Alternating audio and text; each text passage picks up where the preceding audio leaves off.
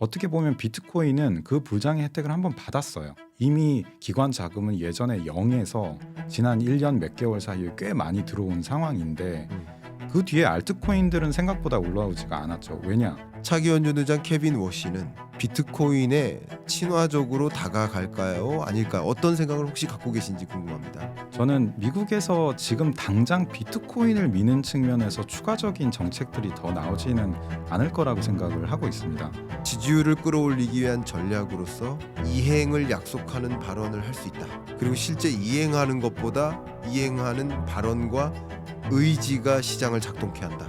정책 당국자들이 나와서 스테이블 코인에 대한 이야기를 할 때는 어떠한 미래를 열어줄 수 있고 이익이나 혜택이 있을 수 있는지에 대한 이야기들을 규제 당국자의 입에서 많이 들을 수가 있어요. 반대로 우리나라에서 제가 이해하는 범위 내에서는 어떤 위험이 생길 수 있는지에 대한 그 반대급부에 대한 이야기만을 많이 하는 것 같아요. 그래서 저는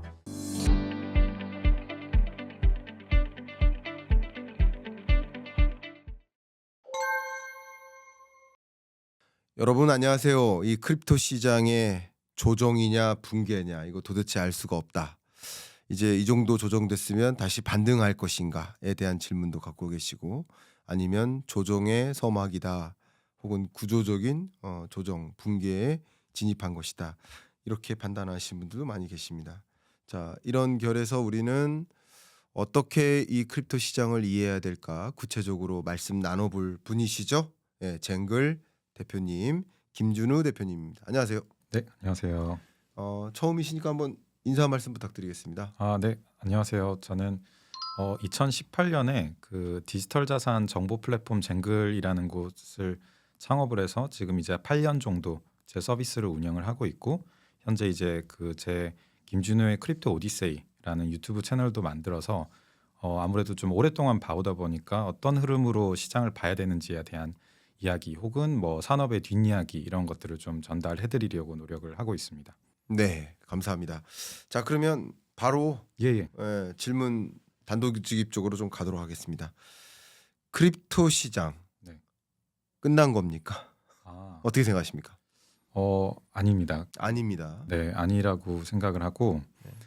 일단 기본적으로 크립토 시장이 제가 한 2015년부터 뭐 비트코인 뭐 하나씩 가져보고 뭐 또 팔아보고 뭐 했었는데 구조적인 변화가 매우 본격적으로 24년 4분기부터 시작이 됐고 그 손바뀜이 본격적으로 일어나다 보니까 이제 시장에 이제 흔들림 같은 것들 좀 많이 생기고 기존에 저희가 알던 공식들과는 다른 움직임들이 많이 나타나는 상황이라서 그래서 이제 시장에 대해서 좀 많은 그 혼란 혹은 이렇게 질문들이 많이 나오는 시기인 것 같습니다. 아, 그렇군요. 그러면 뭐 이 크립토 시장 특히 여러분 이제 비트코인을 많이 주목하시니까 이 비트코인 가격을 결정짓는 여러 가지 변수 중에 그동안 많이 여러분들이 해석적 의미를 부여했었던 그 하나가 바로 사이클 아니겠습니까? 반감기. 네. 이 반감기 적용 소위 말한 4년 사이클 이것은 끝났다고 보시는지 어떻게 보십니까? 네. 사실 그 반감기 사이클은 저는 이미 이전 반감기 때부터 끝나 있었다라고 생각을 하고 있습니다. 네. 그렇게 보는 이유가 반감기에 효과가 있었던 거는 이제 그 채굴자들 중심의 공급 대비 수요가 크지 않았던 시장에서는 채굴자들이 그 공급을 가지고 또 시장에 얼마나 풀어내느냐 등등이 얇은 유동성 시장에선 영향을 많이 받다 보니까 그 당시에는 반감기라는 게 굉장히 유의미하게 나타났었는데 아시다시피 24년도부터 뭐 그 전부터도 뭐 개인들이 많이 사기 시작했지만 그 희석된 것들을 넘어서 24년 이제 4분기 트럼프 행정부에 들어오면서 뭐 비트코인 ETF가 생기고 뭐 본격적으로 이제 뭐 디지털 자산 규제가 생기면서 제도권으로 들어오면서 사실상 이제 반감기나 그 비트코인 채굴자들이 주는 그 반감기로 인한 영향은 거의 희석이 돼버린 상황이라서 굳이 비유를 드리자면 이미 유동성이 호수처럼 깊어졌는데 그때 가서 이제 양동이 하나 붙는다고 이제 달라지지 않는 상황들이 생긴 거고 그러다 보니까 실제로 지난 반감기 때도 그 이후에 평소 때 이렇다라는 것들이 사실 거의 이제 안 맞았던 게 이미 보였던 것 같습니다. 네. 그러면 제가 이렇게 한번 각도를 틀어서 예, 제가 생각하는 부분도 한번 말씀드릴게요. 예, 예. 제 채널이 이제 토론을 지향하는 채널이어서 예, 예. 저도 가끔씩 이제 의견을 좀 보태 보는데 예. 저도 이제 반감기에 대한 영향이 줄어든다. 네. 그러니까 마치 한계 효용 체감의 법칙처럼 네, 네. 처음에는 그 반감기가 거대하게 작용하고 그 반감기로부터 반감기를 경험하면서 그때마다 공급 제약 효과가 있네. 비트코인 가격이 충분한 사이클을 또 보이네라는 것을 경험하면서 근데 이제 두 번째, 세 번째 경험하면서 그 반감기에 대한 영향이 점차 둔화되는 거죠. 이것은 왜냐하면 이 자본 시장의 움직임이 네, 네. 투자자들의 심리를 또 좌지우지해야 되니까 네, 네. 그러니까 결과적으로 반감기를 두 차례 세 차례 경험하면서 무뎌지는 거죠. 네, 그러니까 네. 반감기의 효과가 있긴 있지만 네, 네. 사라졌다기보다는 네, 네. 많이 둔화됐다고 보고 네, 네. 저의 판단은 네, 네. 그리고 그 반감기에 이미 익숙해져 있기 때문에 그리고 그게 너무 선행적으로 작용하기 시작해요. 네, 네. 반감기를 이미 아니까 네, 네. 처음에는 반감기 때 가격이 오르다가 네, 네. 그리고 두 번째는 반감기로부터 몇 개월 전에 오르다가 이제 세 번째는 반감기로부터 1년 가까이 전에 오르는 그러니까 이런 것이 점차 반감기의 영향이 퇴색되는 네. 이런 구조로 저는 생각을 해왔거든요. 네, 네. 혹시 이런 접근에서는 대표님은 어떻게 보십니까? 그 말씀하신 부분이 실제로 예전에 반감기에도 조금씩 있었습니다. 무슨 일이 있었냐면 네. 다들 이제 기다리던 게 있으니까 이제 똑같이 바로 뒤에 움직이지 않아야지 이제 이런 것들이 있거나 아니면 네. 미리 알고 움직여야지 뭐 이런 것들이 있으면서 실질적으로 이제 반감기 예전에는 반감기 직전후의 변화들이 좀 더 나왔다라고 하면 예. 그게 조금 더 지연되기 시작했었어요. 그래서 네. 기관화가 본격적으로 진행되기 시작했던 24년 4분기 그 전에 있었던 반감기들에도 시간이 지나면서는 반감기에 대한 효과가 조금 더 얇고 넓게 이제 보였던 것들이 맞아서 말씀 주신 것처럼 그런 그 시장 학습 효과도 분명히 반영이 됐었던 것 같습니다. 네, 감사합니다. 그러니까 대표님께서 말씀 주신 그 포인트는 이제 반감기로 시장을 읽지 마라 이거죠. 네, 맞습니다. 그리고 그 이유 중에 하나는 공급자 중심이었을 때는 그게 딱 들어맞았을지 모르지만 지금 수요자 중심으로 바뀌었는데 당연히 그게 공급 제약 효과가 무슨 의미가 있느냐라는 관점이고 그리고 학습 효과가 상당한 부분 반영됐기 때문에 반감기에 따른 그 시장에 대한 분석 접근이 적절하지 않을 수 있다 이런 의견이신 것 같습니다. 네, 맞습니다. 너무 좋은 뷰 주셨습니다. 자, 그러면 이렇게 이야기할게요. 25년에 불장이 오지 않았단 말이에요. 근데 상대적으로 나머지 자산 가치는 쭉 끌어 올라갔단 말이죠. 뭐 코스피도 5천을 돌파하고 뭐 금 가격, 은 가격 쭉 올랐었단 말이에요. 근데 그때 불장을 만나지 않았고 그래서 투자자들이 이제 밀린 것 아니냐. 이제 소위 다른 자산 대비 이 비트코인이라는 자산을 우선하거나 투자 대상으로서 더 적극적으로 포트폴리오에 담거나 이런 접근에서 많이 밀려난 거 아니냐. 이런 투자자들의 생각, 의심 네네. 이 부분에 대해서 혹시 대표님 어떻게 생각하십니까? 네. 아까 말씀드렸던 것처럼 그 24년 말부터 지금까지 이어져 오고 있는 거는 네. 그 지난 한 뭐 8년, 9년, 10년 정도의 비트코인 중심의 그 얼리 어댑터 마켓에서 이제 매스 어돛션 마켓의 초기로 전환되는 과정과 이제 초기 진입 단계로 들어오다 보니까 네. 그 예전에 시장에 주요 영향을 주던 플레이어들 자체가 많이 바뀌고 그러다 보니까 그 구조에서는 성공 방식도 좀 달라지게 된 거죠. 네. 그거를 이제 조금만 더 자세히 말씀드려 보자면 예전에는 그 기관들의 물량이라는 것 자체가 있지가 않았어요. 그리고 뭐 지난번 비트코인이 막 100 몇십 K까지 막 올라가고 했을 때에도 많은 사람들이 다 이제 기관 자금 들어온다. 이제 비트코인 예전에는 안 보던 비트코인 ETF의 넷 인플로우를 보기 시작했고 했는데 그 관점에서 시장의 공식은 제도권으로 들어오고 이제는 그냥 개인들의 시장이 아닌 그 큰 기관 자금들이 들어오는 시장으로 바뀌었다라는 걸 모두가 인지를 하면서도 동시에 예전과 똑같은 형태의 시장이나 알트코인의 불마켓이 왜 안 오느냐라는 질문을 하게 된 거죠. 즉 구조는 바뀌어서 어떻게 보면 비트코인은 그 불장의 혜택을 한번 받았어요. 네. 그렇게 들어와 가지고 이미 기관 자금은 예전에 0에서 지난 1년 몇 개월 사이에 꽤 많이 들어온 상황인데 그 뒤에 알트코인들은 생각보다 올라오지가 않았죠. 왜냐? 기관 자금이 들어올 수 있는 루트가 아직은 알트코인 쪽에 만들어지지 않았기 때문에 안 들어왔기 때문에 우리가 기관 들어온다 했던 거에 자연스러운 현상이 그대로 일어난 상황이다라고 보면 되고 비트코인의 이제 절대적인 가격이 내려온 부분을 보는 건 있지만 절대적인 손바뀜이 얼마나 바뀌었는가에 대해서를 조금 더 그 유의하면은 좋을 텐데 말씀드렸던 것처럼 그 비트코인 ETF가 있기 전에는 기관 자금이라는 게 사실상 거의 없었어요.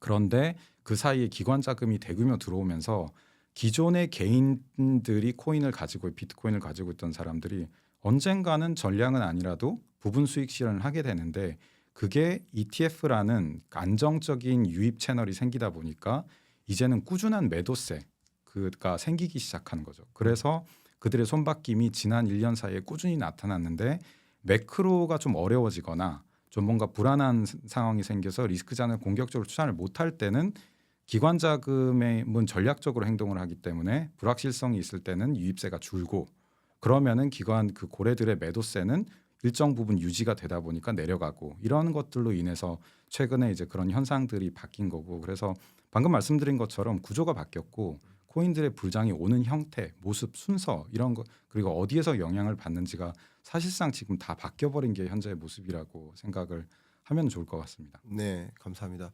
그러니까 ETF라는 것이 들어서기 전까지는 뭐 소위 말하는 직접 거래 방식으로 비트코인 투자를 했었는데 ETF 시대가 오면서 간접 투자 열풍도 불었던 거죠. 근데 제가 가벼운 질문을 먼저 드려보면 네. 혹시 전체 비트코인 시가총액에서 네. ETF 자금의 규모가 어느 정도 될지 혹시 추산하고 계십니까?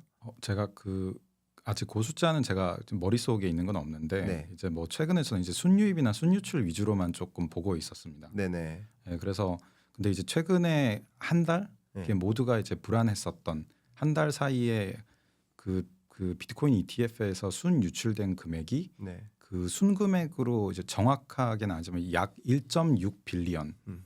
그 USD 기준으로 네네. 유출이 됐고 근데 놀랍게도 최근에 이제 청산하면서 시장이 미친 듯이 빠졌었던 그렇죠. 거에서 예. 청산 금액은 그 2 빌리언 정도가 네. 돼요. 네. 그래서 사실상 비트코인 ETF에서 한 달간 빠져나간 기관이 이거 다 빼고 있다라는 걱정을 하는데 사실상 기관들은 최근 한 이틀 뭐 29일, 3일, 30일 정도에 있었던 그 청산 금액보다 더 적은 숫자의 금액을 한 달 동안 빼갔기 때문에 기관 자금이 유출되거나 비트코인의 유입세 구조가 바뀌거나 이런 건 사실 전혀 없는 상황인 걸로 보고 있습니다. 말씀 감사합니다. 처음에 ETF가 도입되는 과정에서 네. 제가 그때 이제 분석할 때 금하고 한번 비교를 해봤는데 네. 금 시가총액에서 ETF가 차지하는 비중이 네. 한 7, 8% 정도. 네. 예. 근데 비트코인에서는 그것보다 훨씬 못 미치는 네. ETF 비중이. 그러니까 결과적으로 그냥 금처럼 갈 거다라고 가정하는 건 아니지만 네. 그것도 하나의 가능성을 놓고 봤을 때 네. 비트코인 전체 시장에서 ETF가 차지하는 비중이 그 정도까지 올라가지 않겠는가. 네. 그럼 그만큼 순유입이 ETF를 중심으로 간접 투자 방식으로 네. 비트코인으로 유입될 수 있으니까 이것은 또 다른 유동성의 힘으로 비트코인 가격을 네. 끌어올리는 힘이다라고 봤었는데 최근 말씀 주셨던 것처럼 많은 순유출이 있었다라고 이제 진단을 주신 거예요. 네. 예, 그래서 제가 한번 어떻게 네. 보시는지 질문을 드려봤습니다. 네. 이런 질문 잘 안 받으시죠? 네. 최근에 그런 뭐 사람들이랑 얘기를 하더라도 그런 수치적인 얘기는 많이 안 해봤던 그렇죠. 것 같고요. 예. 오히려 좀 더 분위기에 대한 이야기 위주로 많이 했었던 맞습니다. 것 같습니다. 그러니까 편하게 그냥 네. 뭐 이제 제가 어느 부분까지 커버하고 있는지는 좀 네. 모를 때가 있어서 그냥 네. 편하게 이렇게 답변 주셔도 좋겠습니다. 모르는 건 모른다. 그 부분은 내가 스터디하지 않았다. 괜찮습니다. 네. 편하게. 자, 그러면 이 질문을 드리지 않을 수가 없습니다. 케빈 워시의 시대가 왔어요. 네. 이제 케빈 워시가 아마도 상원을 통과하게 되면 뭐 정상적인 경우 5월 15일자로 파월 연준 의장이 물러나고 차기 연준 의장의 시대가 올 텐데 근데 기존에는 많이들 릭 리더에 대한 기대가 있었단 말이죠. 그럴 거야. 근데 릭 리더는 가장 대표적인 코인 친화적인 인물로 지목되고 있었죠. 네. 그리고 잔뜩 기대를 하고 있다가 릭 리더가 아니고 갑자기 케빈 워시야. 케빈 워시는 상대적으로 매파적인데 상대적으로 릭 리더에 비하면 코인 프렌들리하지 않은데 라는 판단이 제기되면서 어쨌든 뭐 블랙 프라이데이, 블랙 먼데이 한국 네. 기준으로 왔었단 말이죠. 네. 자, 근데 이렇게 질문 드리겠습니다.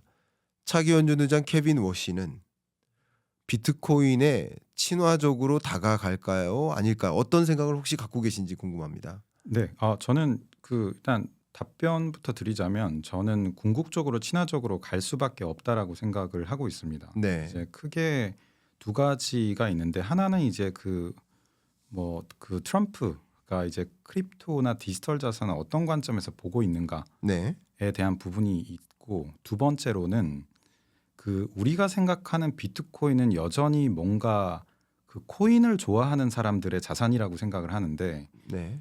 지금 이번에 클래리티 액트가 좀 내부적으로 이제 내홍을 겪는 과정에서도 보면 그거에 대한 주도권을 계속 코인베이스 같은 가상자산 사업자들이 가져갈 거냐 아니면 골드만삭스나 블랙락이나 피델리티 같은 금융권이 이제 디지털 자산을 품을 거냐라는 관점에서 힘싸움이 힘 겨루기가 이루어지고 있는 거거든요. 네. 그래서 비트코인이라는 거는 이미 아주 얼리 어댑터는 지나서 매스 어둩션 마켓으로 넘어갔고 스테이블 코인에도 활용이 되고 등등을 하면서 사실상은 이제 그 코인 업계의 자산이라기보다는 결국엔 전통 금융권의 자산을 관점으로 봐야 되기 때문에 네. 그런 이제 두 번째 요소로 봤었을 때에는 특히나 연준 의장 또 이거를 그냥 코인을 좋아하냐의 문제가 아니라 미국의 이제 경제권이나 금융 구조에서 코인을 어떻게 볼까라는 관점에서는 우호적으로 갈 수밖에 없다라는 생각을 하고 있습니다.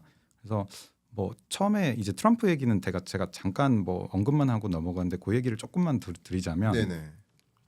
제가 2주 전에 이제 세계 경제 포럼을 이제 다보스에 하는 데를 갔다 왔었는데 네. 이제 거기에서 거기 들어가진 않았어요. 이제 트럼프가 발표할 때 들어가지는 않았는데 스나이퍼도 다 서 있고 해서 그 분위기가 되게 삼엄했었는데 그때 이제 트럼프가 이제 처음에 이제 그린란드 이야기 나토 동맹하면서 막 1시간 동안 그 얼마나 억울한지를 이야기를 하셨고 네. 이제 그 뒤로 1시간 동안은 미국의 경제 정책 얘기를 했는데 미국이 경제 패권을 가지고 이야기를 하는 거에 있어서 그리고 달러의 힘은 결국 어디서 오느냐를 제가 이제 그때 미국이나 중동 쪽에 큰 이제 투자 헤드 이런 분들이랑도 얘기를 하다가 들은 거는 결국에는 군사력과 오일에서 온다라는 얘기를 이제 단순화해서 얘기를 하는데 그 관점에서의 트럼프의 연설이 똑같이 이루어졌었어요. 그게 첫 번째는 미국의 군사력이 이 세계 평화를 위해서 얼마나 중요한가라는 얘기를 한섬하면서 결국 방위비 분담 더 해야 된다로 네. 넘어갔고 두 번째로 이제 경제 정책으로 그 군사력을 지탱하고 더 하기 위해서는 미국 경제력도 위대해야 된다라는 얘기를 하면서 잘하고 있다를 뒤에 얘기를 했는데 크립토 얘기를 한 3, 4분, 5분밖에 안 했어요. 근데 그걸 언제 시점에 이야기를 했냐면 군사력 얘기를 다 하고 나서 경제력으로 넘어가기 전에 군사력은 너무나도 명확하게 트럼프가 항공모함 보내고 베네수엘라 들어가서 그냥 실행해버리면 되는 영역인데 네. 관세 같은 것만 해도 미국 마음대로 계속 못하고 있다는 말이죠. 협상이 필요하고 또 경제력은 그만큼의 절대 우위가 있다라고 주장하기도 점점 어려워지고 있고 하다 보니까 트럼프가 크립토 얘기를 꺼낸 것도 미국의 주도권을 군사력 다음으로 가져갈 수 있는 하나의 이제 중요한 툴로 보지 않았나라는 생각을 하고 있고 그게 US 달러의 패권이 결국 미국 경제력의 패권일 텐데 US 달러가 계속 밀리는 거를 그냥 볼 수는 없었을 거고 그 관점에서 근데 지금 스테이블 코인의 마켓 쉐어를 보면 사실상 US 달러 기반의 스테이블 코인 빼고는 전 세계에 없는 상황입니다. 네. 그러다 보니까 작년에 왜 크립토가 구조화 법안이 되기도 전에 지니어스 액트라는 걸 그토록 급하게 해서 스테이블 코인부터 키웠냐라고 하는 거는 US 달러에 대한 영향력은 코인의 해석을 하기 전에도 먼저 키워야 된다는 판단이 먼저 있었다라는 게 이제 제가 만나본 이제 미국 금융회사들의 생각이었었고 그 관점에서 크립토는 그리고 그 크립토에 있는 맏형인 비트코인은 점점 더 그런 미국의 패권주의의 하나의 이제 툴로서도 계속 있을 거라서 사실상은 돌아가서 이제 질문 주신 연준 의장이 비트코인을 싫어할 수 있는 상황이냐라고 봤었을 때는 사실상은 좀 불가능한 구조다. 본인의 성향이 어떻더라도 네. 라는 게 이제 제 생각입니다. 생각도 명확하게 전달해 주셔서 감사합니다. 그러면 제가 조금 더 들어가서 이런 질문 드릴게요. 말씀 주셨던 것처럼 미 행정부가 스테이블 코인의 진심일 것이다. 이 부분은 저도 100% 공감합니다. 그럼 스테이블 코인의 진심인 이유는 스테이블 코인이 갖고 있는 두 가지 기능. 미 국채 매입처로서의 기능. 두 번째는 달러라이제이션이라는 기능. 중국의 위안화 국제화에 좀 대응하기 위한 수단. 네. 이 두 가지 기능이 있다라고 가정하기 때문에 미 행정부는 당연히 그것에 진심이다라고 가정합니다.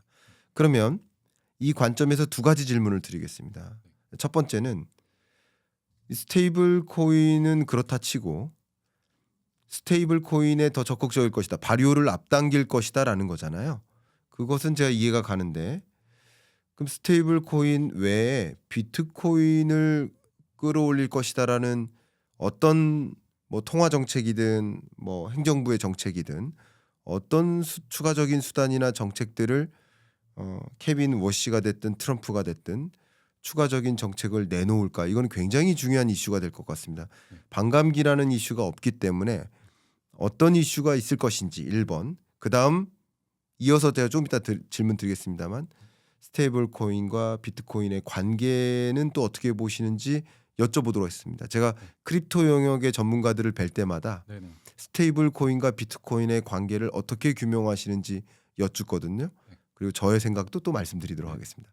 먼저 첫 번째 질문 먼저 답변 부탁드리겠습니다. 네, 일단 그 제가 좀 첫 번째 질문 주신 게 이제 스테이블 코인은 미국에서 밀고 있는 게 맞는데 비트코인은 이제 어떤 방식으로 무슨 내용이 나올 건지 어떤 식으로 이제 미국에서 지지를 할 건지에 대한 문이신데 사실 뭐 너무 좋은 소식이 꼭 아닐 수도 있지만 네. 저는 미국에서 지금 당장 비트코인을 미는 측면에서 추가적인 정책들이 더 나오지는 않을 거라고 생각을 하고 있습니다. 근데 이제 그렇다고 해서 그럼 비트코인이 외면되는 게 아니라 비트코인은 이미 그 규제가 되게 명확해졌고 상품에 대한 정의도 명확하고 ETF도 나와서 그리고 이미 뭐 유럽이든 미국에서든 현물을 이제 그 금융사가 이제 거래를 지원하는 부분 들어갔기 때문에 그냥 이제 똑같은 걸 더 많은 기관들이 하면 되는 상황이지 네. 그거를 뭐 어떻게 더 장려하는 게 필요해진 상황들은 적다라고 보고 있습니다. 네. 근데 다만 미국이 그럼 지금 클래리티 액트, FIT 21에 네. 대한 법안이나 아니면 스테이블 코인들의 확장을 통해서 전 비트코인이 장기적으로 사용될 수 있는 그 범용성이 넓어진다라고 하는데 그 간접적인 방향이 두 가지로 이루어지고 질 것 같습니다. 첫 번째로는 아시다시피 비트코인은 온체인 자산이다 보니까 지금 온체인 자산이 편하다라고는 하지만 사실상 비트코인만 옮기거나 하는 것 외에는 다른 자산과의 호환성이 그렇게 좋지는 않습니다. 그냥 결국 US 달러로 나가서 금을 페어링을 하거나 해야 되는 거지. 비트코인이라는 것들이 이 자산 들어갔다가 자산 들어갔다가 하기는 굉장히 불편한 구조로 되어 있습니다.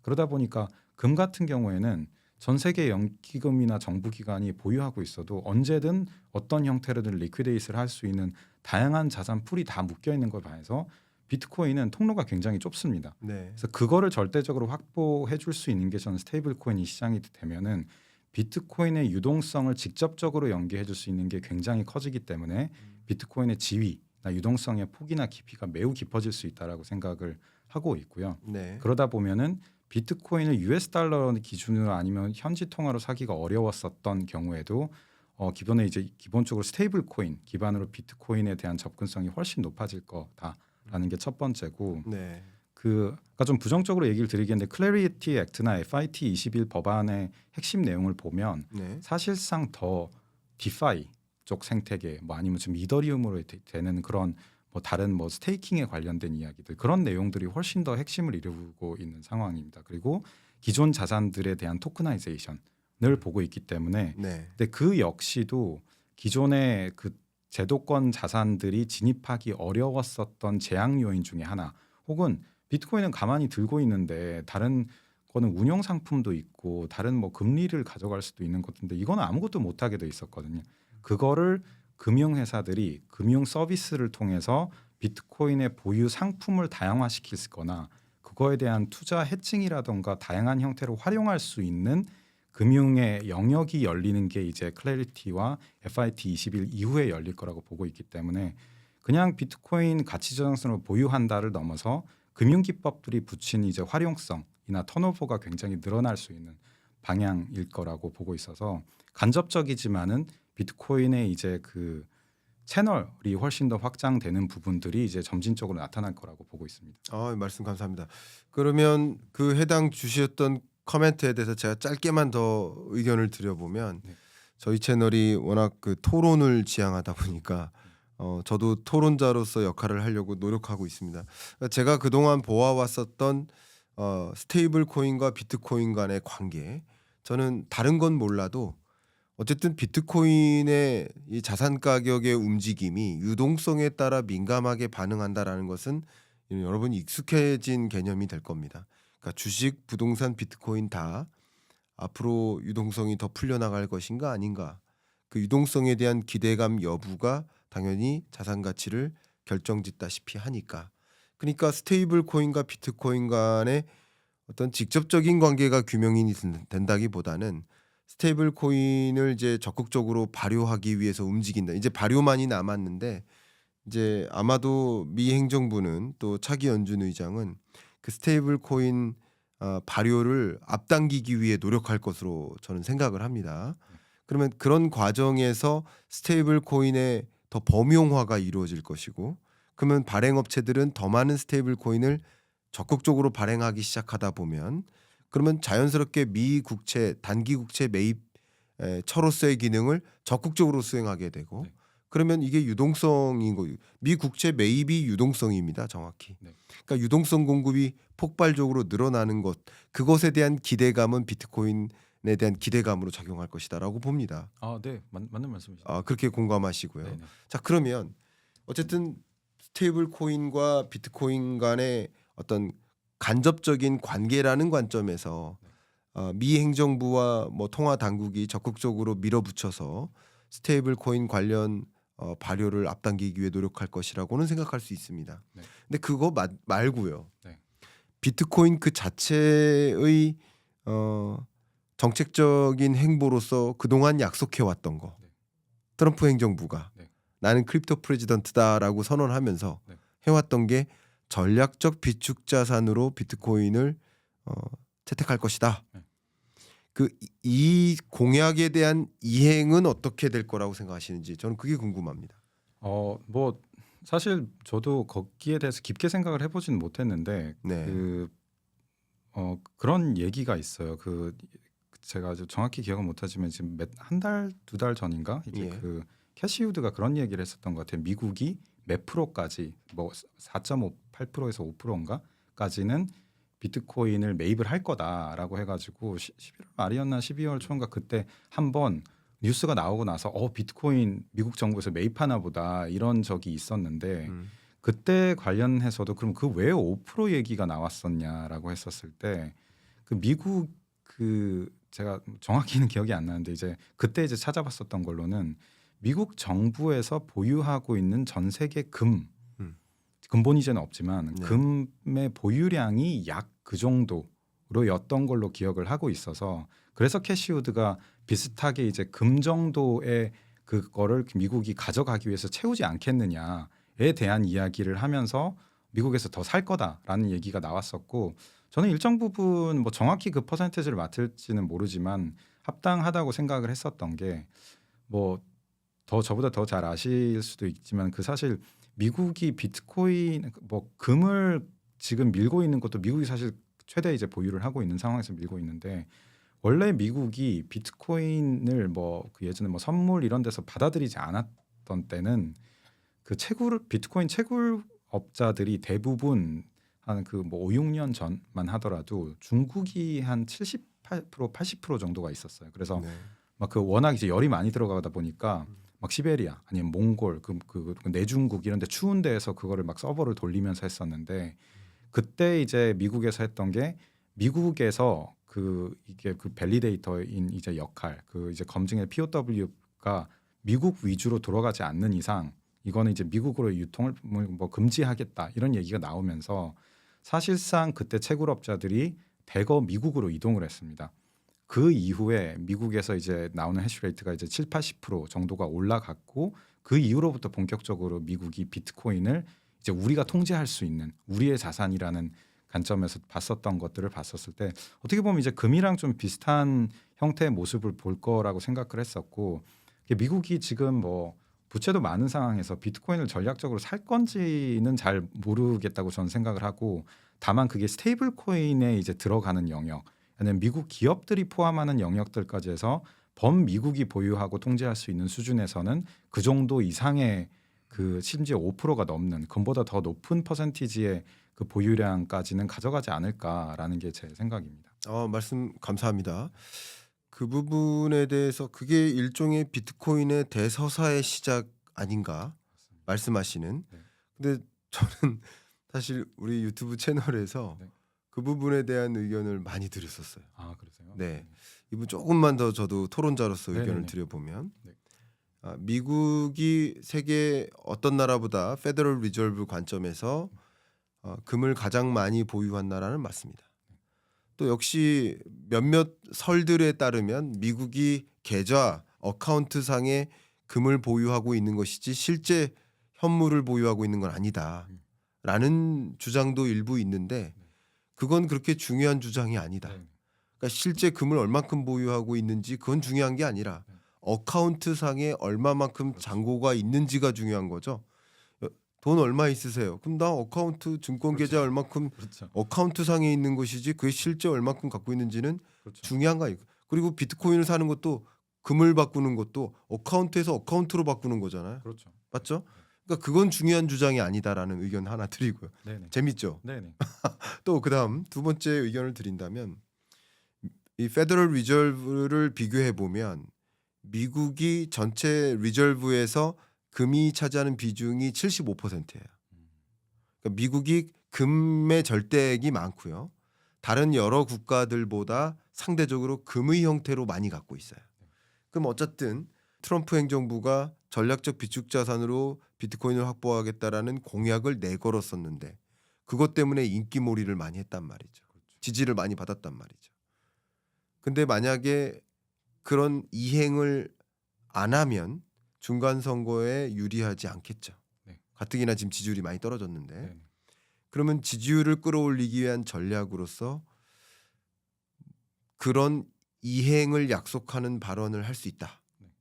그리고 실제 이행하는 것보다 이행하는 발언과 의지가 시장을 작동케 한다. 네. 저는 이렇게 봅니다. 네. 자, 그다음 중요한 건 그러면 미국 정부가 혹은 미국 연준이 금을 보유한다라는 것은 세 가지 방법밖에 없어요. 직접 채굴하거나 그렇죠. 맞죠? 아니면 빼앗거나 이것도 하잖아요. 세 번째는 사오는 거예요. 네, 그렇죠. 세 가지 이외에 다른 수단은 없어요. 네. 근데 채굴하는 것도 한계가 있고 빼앗는 것도 한계가 있다면 사오는 방법도 고민해야 될 텐데 미국 연준이 갖고 있는 것은 사실 75%가 이미 금이니까 미 국채를 팔아다가 금을 살 수는 없잖아요. 미국 행정부 입장에서. 그러니까 어쨌든 금을 팔아서 코인을 사는 방법밖에 없는 겁니다. 네. 경우의 수는. 네. 경우의 수는 그걸 실현시킨다면 그러면 어쨌든 25년, 26년 초까지 네. 금 가격을 끌어올리고 코인 가격이 상당 부분 조정된 건 트럼프 대통령의 서사 안에 충분히 시나리오로서 그려진 내용일 수도 있다. 네. 그리고 이것을 금 가격은 끌어올리고 코인 가격을 떨어뜨리는 것은 지정학적 불안을 많이 만들면 돼요. 네. 그린란드 내가 점령할게 이 발언만으로도 금 가격은 오르고 코인 가격은 떨어지죠. 네. 그걸 만들 수 있는 장본인이 생각하고 있는 서사에 해당된다. 네. 이렇게까지 제 의견 드려보겠습니다.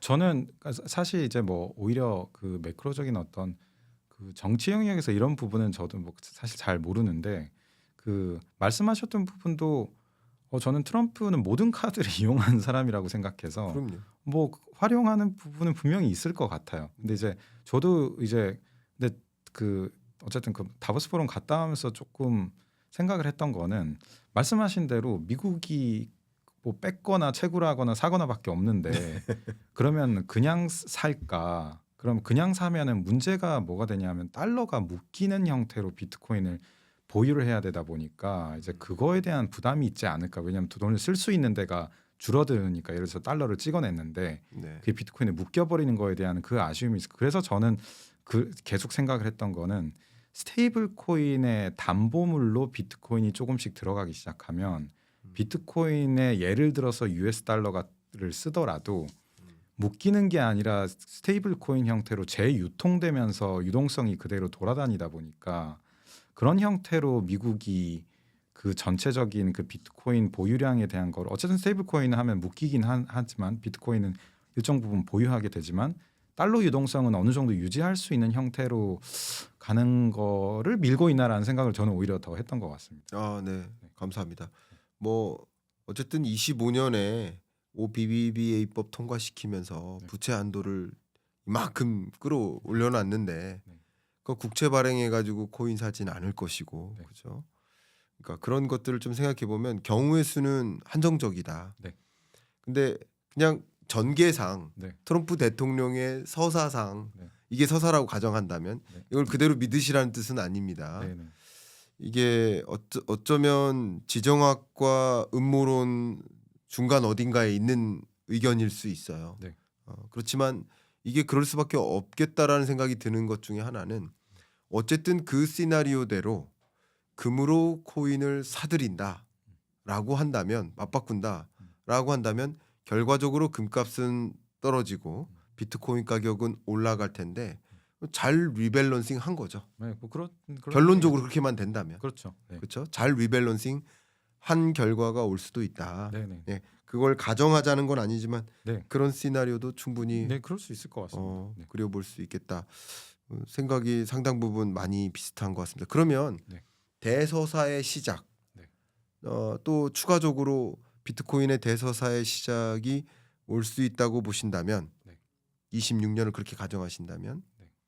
또 추가적으로 해주실 말씀 있으실지. 아, 네. 그 아까 잠깐 얘기하셨던 것 중에서 그 비트코인을 디지털 금이라고 하는데 네, 왜 금은 안전자산이고 비트코인 역할을 못 하는데 이게 왜 그러냐라고 문의를 주시는 분들도 있는 것 같아요. 근데 네, 지금 현재 비트코인을 들고 있는 이제 주요 기관들의 구성을 보면 네, 이제 금 같은 경우는 연기금, 막 정부 아니면 국채은행 뭐 이런 곳에서 상당 부분들을 들고 있는데 비트코인은 이제 기관들이 시작을 해가지고 사실 정부나 연기금 측면에서 정말 그러니까 시장에서의 어떤 트레이딩을 하지 않는 장기 보유 기관들 성격의 자금들은 아직은 비중이 매우 낮은 상황입니다. 그래서 그렇죠. 미국은 이 스타트를 끊었고 이제 미국이 트럼프 정도 되니까 그 경제 1위 대국에서 1년 만에 그 난리를 치면서 비트코인이 미친 듯이 빨리 도입이 될 수가 있었는데 이제 다른 뭐 유럽도 마찬가지고 뭐 일본, 우리나라 뭐 등등등은 그렇게까지 그걸 몰아붙이기는 쉽지가 않잖아요. 그러다 보니까 미국보다는 느리지만 다른 이제 국가 연기금이나 은행 뭐 대형 기관 등에서도 좀 장기 보유 자금들이 비트코인 쪽에 계속 들어올 거고 그런 관점에서는 비트코인도 이미 그 거스를 수 없는 정도의 그 구성을 금을 따라가는 모습이 시작된 거라고 저는 생각하고 있습니다. 네. 제가 이제 한국은행의 외환 보유액을 매월 추계를 하고 있는데, 아, 그래요? 그 제가 거시경제를 네네네. 보니까 근데 외환 보유액의 일부가 금 아니겠습니까? 네네. 그 금이 전체 외환 보유에서 뭐 월별로 비중은 달라지겠지만 약 2.3% 수준인데, 네. 근데 금 보유량은 한국은행의 금 보유량은 제 정확한 기억은 아니지만 2013년 이래로 한 번도 바뀐 적이 없어요. 금을 더 사들이거나 한 적이 없어요. 그만큼 장기 보유 성격이다라는 말씀에 네. 공감의 표시를 좀 아, 네네. 해드리고요. 그렇군요. 예, 금을 한 번 사면 잘 안 팔죠. 네네. 여러분들도 금반지 잘 안 파시고 팔면 한 번 파는 거지 그렇죠. 여러 번 파는 거 아니잖아요. 네네. 자주 손바뀜이 발생하는 영역은 상대적으로 아닌 거죠. 네. 근데 비트코인 같은 경우는 그렇다. 그래서 저는 기본적으로요 비트코인을 디지털 골드다라고 표현하는 것 자체를 별로 안 좋아합니다. 이 부분은 어떻게 생각하십니까?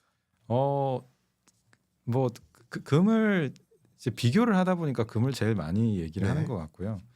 근데 가치 저장 수단은 맞는데 비트코인이 또 가지고 있는 특성 중에 하나가 금은 이동이 어려운데 네. 비트코인은 상대적으로 이동이 훨씬 더 용이하다 보니까 디지털상으로 존재하다 보니까 가치 저장소는 원래 이동을 안 해야 되고 뭐 불편해야 되는 것도 있고 이런데 비트코인 상대적으로 그에 비해서는 뭐 결제했을 수 있을 정도의 이동 편의성이나 이런 것들이 담보가 되다 보니까 금처럼 안정적인 무게감을 가지기는 그 자산 특성상 어렵지 않을까라는 생각을 하고 있어서 말씀 주신 것처럼 그 금이다라고 이렇게 계속 주장을 하는 건 지금은 이제 좀 더 비트코인의 한쪽 면을 이해하기 쉽게 하기 위해서 이야기를 하는 건 맞지만 오히려 좀 시간이 지나면 오히려 그 말씀 주신 것처럼 오히려 좀 이질감을 느낄 수 있는 표현인 것 같기도 합니다. 말씀 감사합니다. 이게 저는 이 투자자들로 하여금 네. 디지털 골드다라는 그 표현이 시장을 혼돈케 만든다 오히려. 그럴 수 있어요. 왜냐하면 이 금은 안전자산의 최극단에 있는 자산이고 비트코인은 안전성, 위험성을 가지고 나열했을 때 최극단에 있는 위험 자산에 해당되는데 그래서 전쟁이 터지거나 뭐 지정학적 불안이 발생하면 안전자산 선호형 때문에 이게 올라가고 이건 변동성 때문에 떨어지는 반대로 움직이기도 하고요. 전쟁이 멈추고 평화야 그러면 이렇게 되는 거죠. 네. 그렇게 극단적으로 다른 영향 요인을 받는 이 자산을 디지털 골드라고 표현함으로써 투자자들의 혹은 여러 시장에 혼선을 오히려 주는 게 아닌가. 네, 그러면 전혀 다른 컨셉 아닌가 네. 하는 의견 저도 좀 드려봅니다. 네. 이제 자연스럽게 이 주제로 좀 가도록 하겠습니다. 네. 바로 이더리움입니다. 네. 어쨌든 2026년에 많은 분들이 이더리움을 좀 주목은 하고 있어요. 다만 지금 흐름이 좀 네. 지지부진하잖아요. 네. 네. 근데 기본적으로 이제 블록체인의 범용화가 이루어지다 보면 특히 토크나이제이션의 흐름 속에서 이더리움의 가치가 뭐 범용성이라는 관점에서 더 부여되지 않겠느냐 하는 기대를 많이 하고 계시는 것 같습니다. 네. 대표님은 어떻게 보고 계십니까?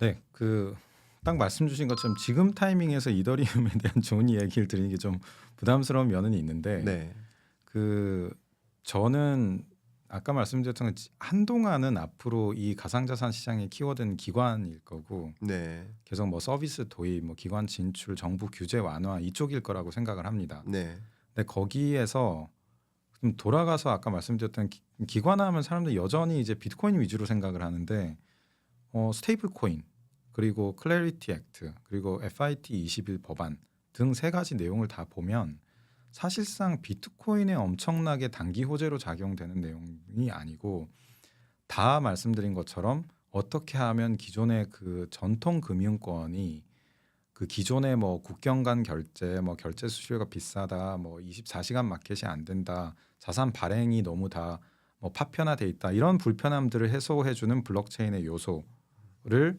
해결하기 위해서 노력을 많이 하고 있는데 그거의 가장 중심에 있는 게 당연히 그 묶을 수 있는 카테고리 디파이라는 것이고 그 디파이를 사실상 만들어낸 게 이더리움이에요.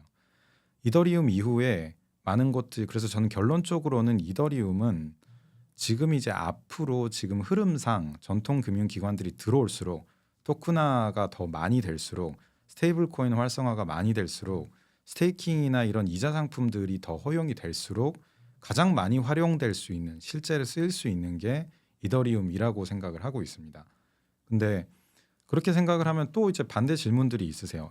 이더리움도 있지만 이더리움 그 느려서 못 쓰고 그 마스터카드나 비자를 못 쓴다 했고 그래서 보완하는 다른 뭐 블록체인들도 많이 나와 있는데 이더리움은 그럼 결국 뭐 뒷방 뭐 이런 거 아니냐라는 이야기를 하세요. 네네, 근데 제가 요즘 그 뭐 금융기관들의 움직임들을 봤었을 때는 이더리움은 그냥 아예 어너더 레벨이 되고 있는 상황인 것 같아요. 무슨 얘기냐면 원장의 원장 같은 개념이 되고 있어서 원장의 원장. 네 사실상 뭐 그 결제 페이먼트에서 쓴다, 뭐 RWA 발행에 쓴다. 근데 이더리움은 너무 블록 사이즈도 작고 뭐 이래서 하긴 느려서 그리고 비싸서 못 쓴다에 대한 솔루션을 여러 가지 이제 레이어 1, 레이어 2라는 이제 확장성 있는 그 블록체인들이 많이 나왔는데 그것들이 다 쓰인다 하더라도 그거의 무결성을 결국 마지막에는 기록해놓고 저장해놓는 그 역할을 이더리움 빼고는 지금 할 수 있는 곳이 보이지가 않고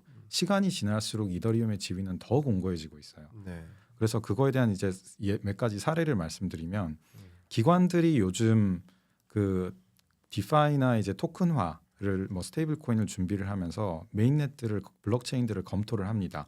근데 거기에서 가장 핵심적인 요소 중에 하나가 당연히 탈중앙화된 금융이나 어떤 개발 생태계가 많이 있는지 관련된 서비스 뭐 지갑부터 여러 인프라가 잘 돼 있는지를 많이 보게 되는데 그게 그냥 비교할 수 없을 정도로 많은 게 이더리움 생태계입니다. 그러다 보니까 기본적으로 이더리움 생태계와 연결되지 않은 형태의 디파이 서비스는 기관들이 추구를 할 수가 없는 정도의 상황이 이미 와 있고요. 그러다 보니까 뭐 그 비트코인 ETF를 처음 내 가지고 지금 마켓시어 70%를 가지고 있는 그 블랙락의 아이비트 ETF 같은 경우에도 그 다음으로 바로 뭘 냈냐 신청을 해놓은 상황이 이더리움 스테이킹 ETF를 내놨거든요.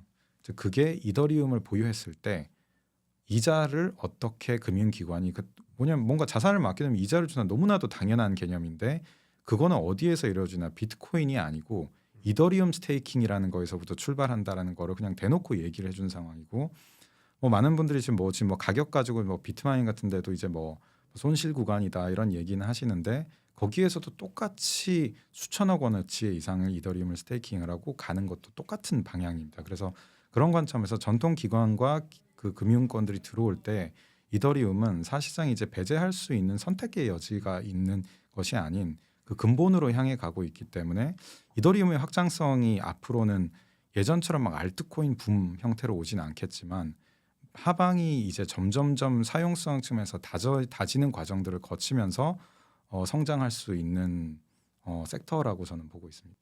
네, 그 뷰에 대해서 참 공감하는 마음을 좀 갖고 있고요. 그러면 이더리움이 소위 이 가상자산 시장의 생태계를 지배하게 될 것이다라고 이렇게 보시는 거예요. 그 생태계 안에서 움직일 것이다.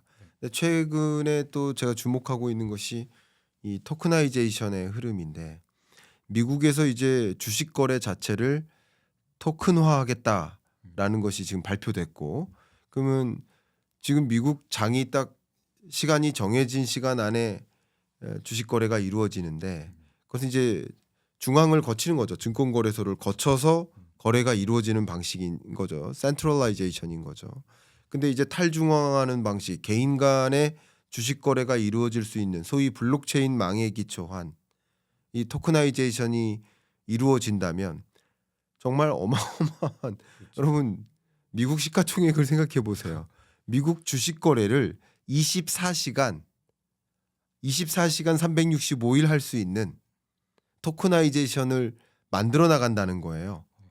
그러면 그것은 그동안의 시장 사이즈하고 또 다른 결의 그렇죠. 토크나이제이션이 진행될 것이라고 봅니다. 우리나라는 지금 삐걱거리고 있잖아요. 참 안타까운 일인데 이 부분 어떻게 보십니까? 어쨌든 증권 거래 자체가 이 블록체인 생태계에서 움직이는 토크나이제이션이 전개된다. 이 뉴스는 아마 여러분 접하셨을 건데 어떻게 보십니까? 네, 그게 딱 말씀하신 대로 정확하게 지금 변화에서 가장 크게 이제 주목을 해야 되는 영역이라고 생각을 합니다. 그러다 보니까 기존의 파이에서는 시장이 이렇게 작게 있었는데 누가 뭔가를 가져가는 형태로 얘기를 했다면 뭐 비트코인이 좀 더 커진다, 뭐 이더리움 도미넌스가 좀 더 올라간다 위주로 얘기를 했는데 지금 토큰화된 시장이 들어오면 이 시장을 압도하고도 넘을 만큼의 어마어마한 시가총액 유동성이 그냥 갑자기 새로 블록체인 위에 올라오는 상황이 생기게 되고 스테이블 코인 활성화도 똑같은 개념이기 때문에 사실 그 시장을 본다라고 했었을 때는 이제 주인공이 바뀌게 되는 거죠. 기존에는 예를 들어서 비트코인이나 이더리움 뭐 당연히 이제 중요한 걸로 났겠지만 그냥 인프라 굳이 너무 단순화할 수는 없지만 하나에 보면은 이제 토크나이즈된 미국 온갖 자산들이 등장을 하는 거고 펀드도 등장을 하는 거고 거기에 그냥 하나의 인프라 회사로 이더리움 컴퍼니가 있다라는 형태로 좀 생각을 해보시면은 그러니까 이더리움 회사도 투자를 해야지라고 보는 형태가 오히려 더 될 거라서 나머지는 토크나이즈 시장이 절대적으로 가져간다. 그걸 알고 있기 때문에 지금의 디지털 자산이라는 큰 법안을 명확하게 구조를 짜는 데서 누가 이걸 주도할 거냐 해서 미국 금융권들이 코인베이스나 서클에 그걸 내줄 생각이 없는 거죠. 그러다 보니까 코인베이스는 반대를 하지만 미국 금융사 같은 경우에는 반대하는 건 알겠는데 그렇다고 우리가 이 토크나이즈를 다 하면서 너희한테 내줄 이유가 있냐라는 이야기를 동시에 하고 있고 그 이면에서 있기 때문에 지금 저런 구조화 법안들이 절충안을 찾아서 가고 있는 상황이라고 생각합니다. 자, 그러면은 이 부분을 한번 요청드려 보겠습니다. 우리 독자들 중에서는 지금 못 알아먹겠다. 어렵다. 네. 이렇게 말씀하시는 분들도 분명히 계실 수 있기 때문에 다른 건 모르겠지만 자, 블록체인 생태계와 이더리움의 활용 이 부분의 연결고리를 꼭 설명을 받으셔야 될 것 같습니다. 근데 저의 표현으로도 설명해 드릴 수 있지만 네. 대표님은 어떻게 설명하실지 좀 궁금해서 아, 좀 쉽게 한번 전달해 주실 수 있을까요? 이 부분 따로 요청을 드려보겠습니다. 블록체인의 생태계와 이더리움의 활용이 어떻게 네. 이루어지냐?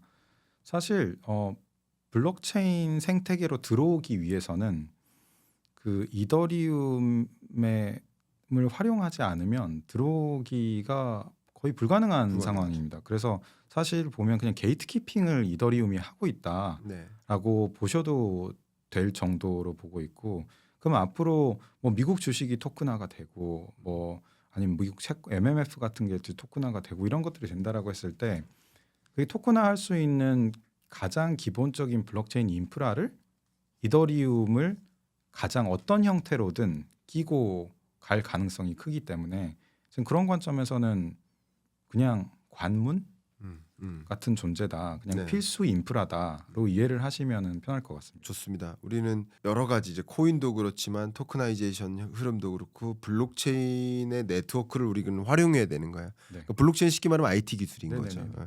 IT 기술인데 정보 저장 기술 뭐 이렇게 표현할까요? 정보 보안 저장 기술 뭐 이렇게 표현하고 싶네요. 여기서 굉장히 중요한 역할 중에 하나가 바로 이더리움이고 블록체인이 범용화되면 관문으로서 사용되고 있는 이더리움의 범용화가 일어날 수 있다. 네. 그런 관점에서 토크나이제이션의 열풍이 일어난다. 그럼 이더리움의 활용성이 네. 커진다. 그러니까 70억 인구가 네. 이제 24시간 미국 주식에 투자를 만약에 한다. 음. 그러면 이더리움을 사용하는 거죠. 네. 블록체인을 사용하는 거. 네. 만약 그렇게 된다면 네. 지금처럼 미국 증권거래소를 통한 사용이 아닌 디센트럴라이제이션이 전개된다면 그렇게 된다는 것이죠. 네. 그 정도로 여러분께 충분히 답변을 드릴 수 있을 것 같습니다. 그러면 마지막으로 이제 우리나라의 대응을 좀 걱정한다는 의미에서 두 가지인데요. 스테이블 코인도 원화 스테이블 코인의 도입을 지금 거의 삐걱거리고만 있고요. 좀 안타깝습니다. 그리고 토크나이제이션도 삐걱거리고 있습니다. 그러니까 중기부와 금융위의 입장이 완전히 다르죠. 어떻게 해결점을 찾아가야 한다고 생각하시는지, 이 토크나이제이션의 굉장히 중요한 이 흐름에 뒤처지면 안 된다고 저는 생각을 하고 있거든요. 어떤 절충안을 찾아야 된다고 생각하시는지 궁금합니다. 제가 기억나게 작년 1분기 때 이제 막 스테이블 코인 열풍처럼 이렇게 많이 불고 있었을 때 우리나라만 뭐가 계속 늦춰지는 느낌이 있어가지고 그때 너무 답답해가지고 옛날에 척화비는 어떻게 하다가 만들어졌는지 흥선대원군은 그때 왜 막았는지 이거를 너무 답답해서 찾아봤던 적이 있었어요.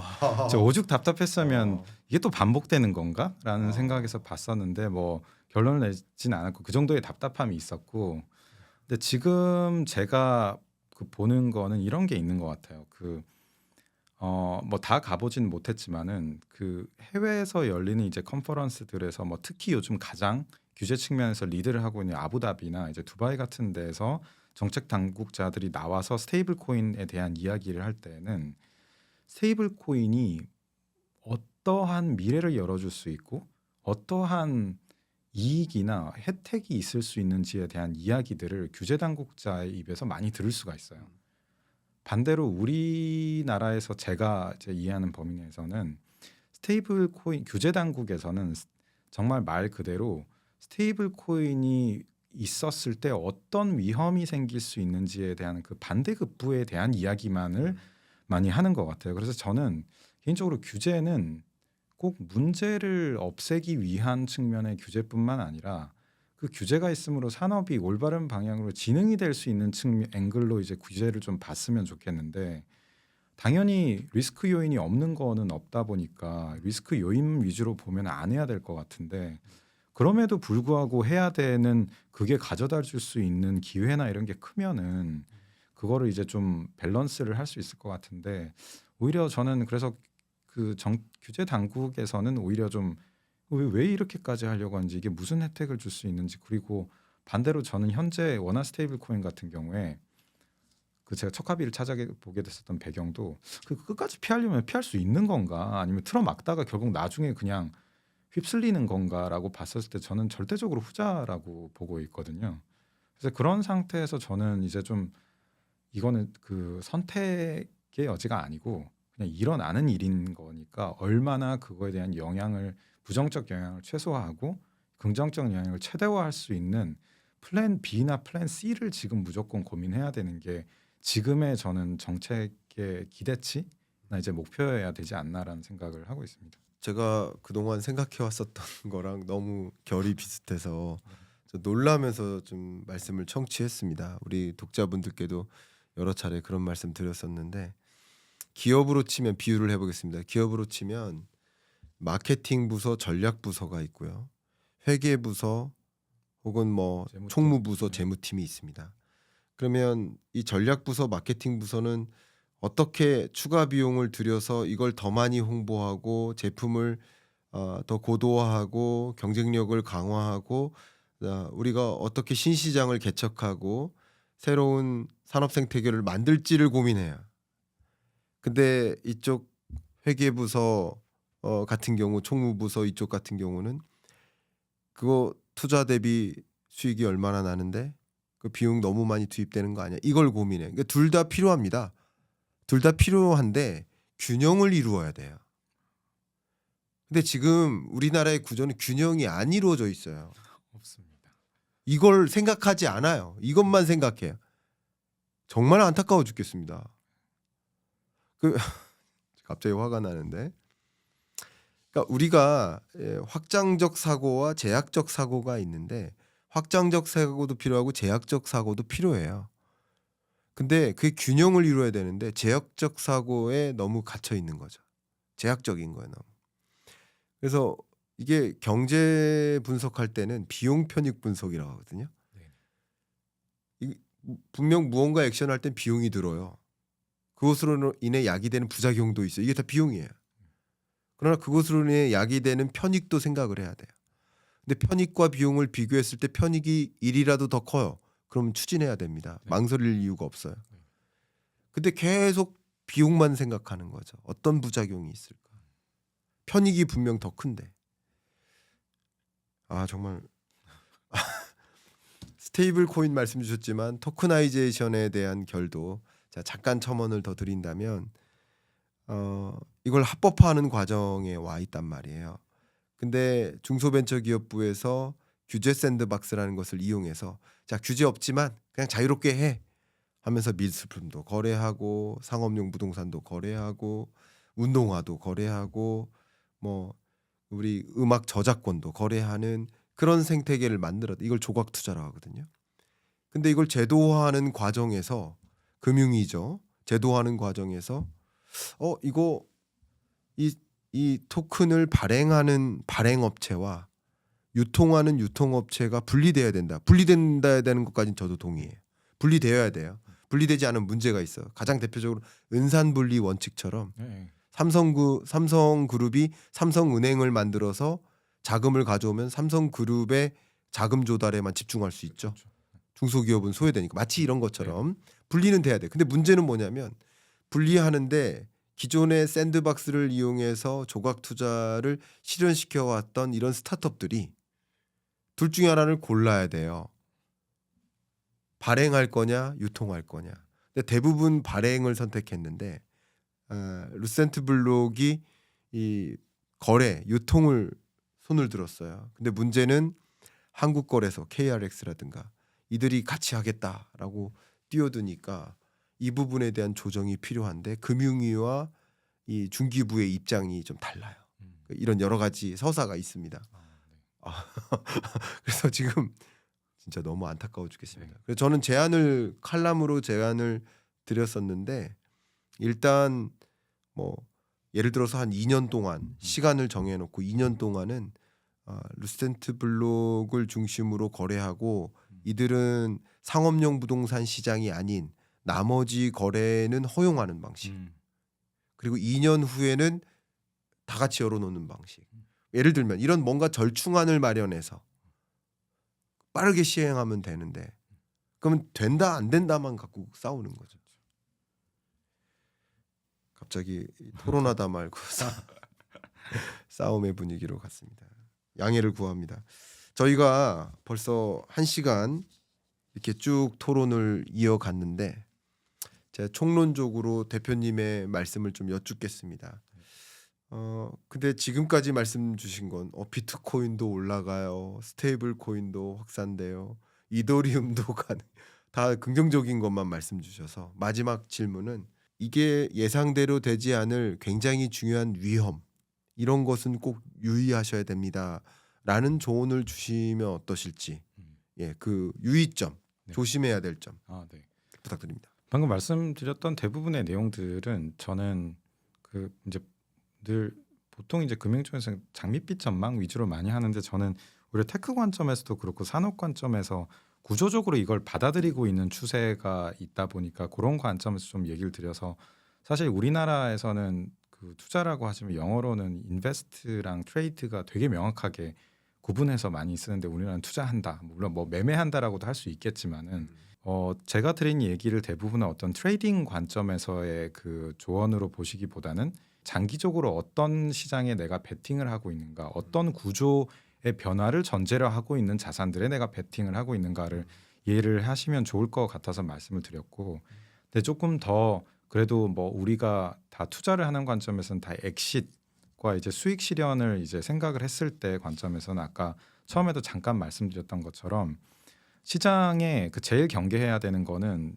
내가 알았던 공식이 지금에는 시장의 공식이 완전히 바뀌어버린 상황에 대한 인지가 확실히 있어야 될 것 같습니다. 그래서 반감기도 마찬가지지만 작년에 이제 가장 뼈저리게 느끼셨던 게 비트코인은 올랐는데 그 뒤에 이더리움 조금 올라다가 왜 알트코인들은 다 안 됐냐에 대한 이야기를 하시는 분들이 많았던 것 같은데 그런 관점에서 시장은 이제 옥석 가리기가 훨씬 더 명확하게 진행이 될 테고 심지어 이제 블록체인 업계 내에서도 봤을 때도 이게 실제로 쓰이는 거냐 안 쓰이는 거냐 너무나도 상식적인 질문들인데 예전에는 할 수 없었고 가격이 그랑 무관하게 움직였던 시장이라면 지금은 사용성이 있는 것들 위주로 점점 더 살아남아서 다시 회복을 하고 올라갈 수 있는 그림들이 있거나 아니면은 도태되는 것들이 더 명확하게 갈라질 거기 때문에 한 번쯤은 이제 그 투자하고 있는 이제 자산들이나 포트폴리오의 성격이 지금 바뀌어버린 이제 구조의 시장에서 부합할 수 있는가, 기관이나 이제 제도권화에 어떤 연결고리를 가지고 있는가 없는가에 따라서 자산 수익의 이제 중장기적인 면들도 아주 명확하게 갈라질 거라고 생각을 하고 있어서 안다고 생각하는 거를 너무 뻔한 얘기인데 안다고 생각하는 거를 경계를 하고 지금 뭐 지금 이 채널에서도 이제 계속 짚어주시는 것처럼 그 변화 트렌드가 어떻게 변화하고 있는지를 계속 보시는 게 되게 중요할 것 같습니다. 그걸 뭐 매일 보실 수는 없어도 뭐 그래도 한 달에 한 번쯤은 내가 알던 대로 지금 가고 있는가 이거를 짚어보시면 실책을 하지 않을 수 있는 가능성이 훨씬 높을 것 같습니다. 좋은 조언까지 감사합니다.